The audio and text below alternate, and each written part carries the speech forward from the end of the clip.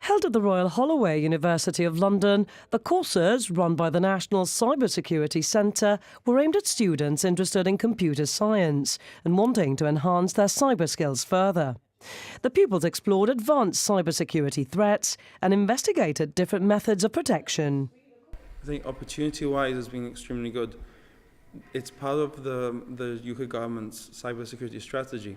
So the skills they're being taught are skills obviously that the UK government has themselves identified as being important that kids of this age actually have, and then obviously continuing into a career. So I can't think I could ask for any better setup right now of training for my students.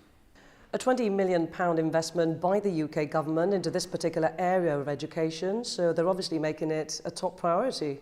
Very clearly, I think as we advance, when we get more into the digital world, these skills are vital.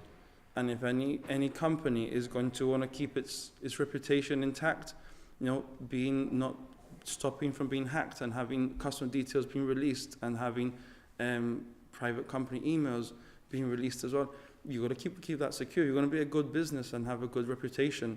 That's got to be at the forefront of any business model as we become more and more dependent on computers in the digital world.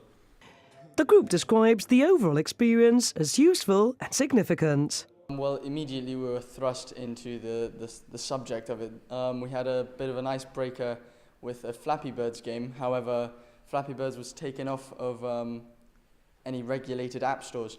So we had to download an APK, and obviously they tricked us into downloading one that had malware on it, and secretly they could take pictures of us, which they revealed then later. So that was a particular highlight. It's everything in the world that we can think of right now in our modern world is kind of based on computers, from hospitals to communications, gaming. We all come into contact with the internet through our lives, whether we like it or not. So it's such a diverse thing. It's not just geeks sitting in a classroom hacking away. No, hacking and cybersecurity comes into our everyday lives, from things such as maybe someone even stopping you on the street and asking you, oh, what's your password? And you say, oh, I'm not telling you. But then someone else will come, oh, your date of birth or your mother's name, what's that? And it's this.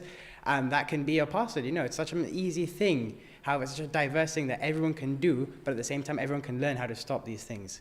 So yeah, it's great. I think it's been very beneficial in terms not only of the teaching materials that we've gotten from such good lecturers from different universities, but also the experience and the chance of having to communicate and meet with new people who have different experiences and different knowledge we can all pass on to each other, and you learn a lot from all sorts of people. I learnt loads that I've never learnt before. I learnt a lot of stuff that I've never even heard of, and it's surprising because I've been doing this for 3 years now. So it shows how advanced the course really was.